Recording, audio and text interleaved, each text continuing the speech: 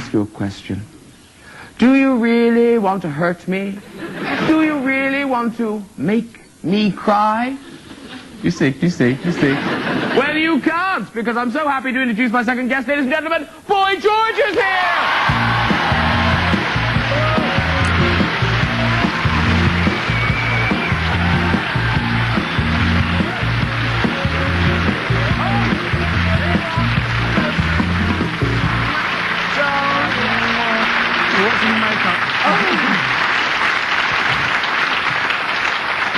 Well, here we are, Boy George, Joan Rivers. It's not a very camp show, is it? Together at last. We actually met at the beginning of my career. Actually, was interviewed by Joan on the Johnny Carson show. It was one of my first ever interviews in America. Oh, do you know, and we've got a lovely picture of the meeting. There's the two of you. Oh, my. At Claridge's, do you remember that? Yes. Having your tea. Look at that, isn't it? It's so unlikely. We've always had great hair, haven't we? She did great jokes about me in the 80s. I was there. Can you remember any of the Boy George jokes? Yes, Boy George, just what England needs, another queen who can't dress. But I have to say, one of the things, reading your book, and also kind of doing research for you coming on today, I didn't really understand just how major you were in the States. I don't think any of us really understood over here. Because here you are, you're on the cover of all these magazines. You're on the cover of People magazine. I like this. It's a guy, it's a girl, it's Boy George. and there you are on Newsweek. I mean, that's proper serious stuff. Danny, yes. Yes. But meanwhile in Britain, it's a different take as you appear on the cover of Woman's Own. But in the 80s, that was a bit of a triumph. Actually, I suppose it was. Yeah, I think I was one of the first drag queens anyway to be on the cover of Woman's Own. Should we just say the last as well? Because I do love your looks, and happily, I've been able to find a rare copy, and it's now of a book, which is now my Bible.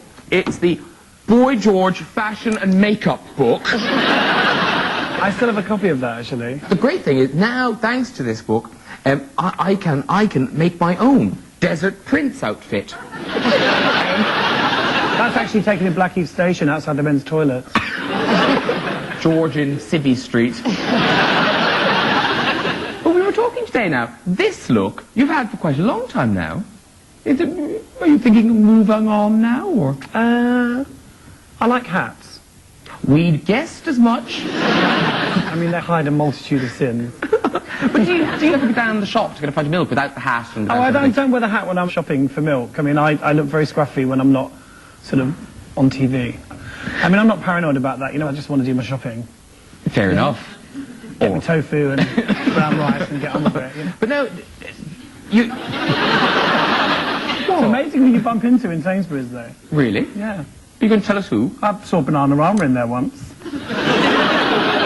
God, an American producer was there. No, I'll do the reunion tour. Follow this trolley. Dal Winton? Well, he was born to shop, wasn't it?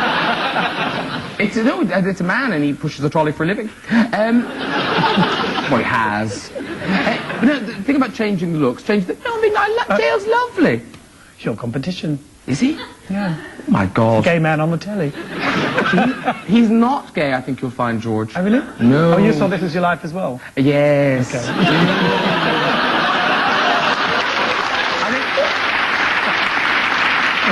Some of Michael Aspel's pages got stuck together. Chunks missing. But no, the thing is about you changing looks. You're changing the looks. Would you ever consider like plastic surgery? Would you do the Joan route? I guess at a certain point I may consider it. I'm a bit of a coward, though. The idea of having something broken, you know, voluntarily is a bit scary. So what are you wincing for, Joan? You had it done. Break anything. They just pull and snip and then take it, make another little person, and it walks with you. So you get someone to carry your luggage? Yes. That's the reason You for have a doing little mini-me, that's all. Just walks with you. I don't know, I think I'm too much of a coward, you know. Really? Yeah, the idea of being cut and snipped, it's not for me. But then I may change my mind. I mean, I never say never. There may be a time when I decide to, you know, lift the old eyebrows up a bit more. You know? closer to the brim of the hat. I like that kind of, I do like that kind of arch look, so I may. Does it hurt, Joan? Oh, please, give me a hypo and take out that lipo. Are you kidding? It doesn't hurt. You call me, you'll come to America, you'll stay at my house. God. I'm And telling during you. the night, you'll wake up. It'll be like the Stepford Wives. You'll be taken away in the middle of the night. Returned.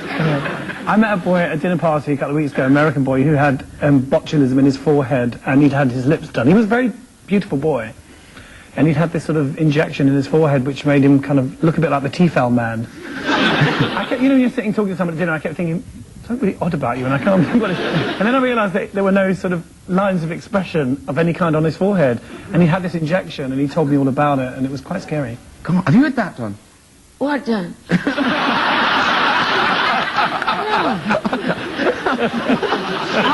Look at me. I'm crying.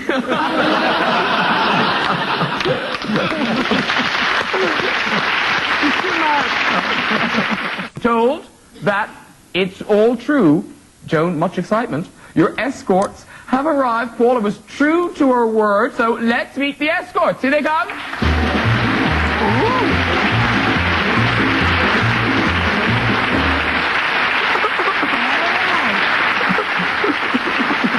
Now what? I feel dirty. Which escort is which? So, Joan and George, let's find out now as we play Guess the Escort. Come with me, over here.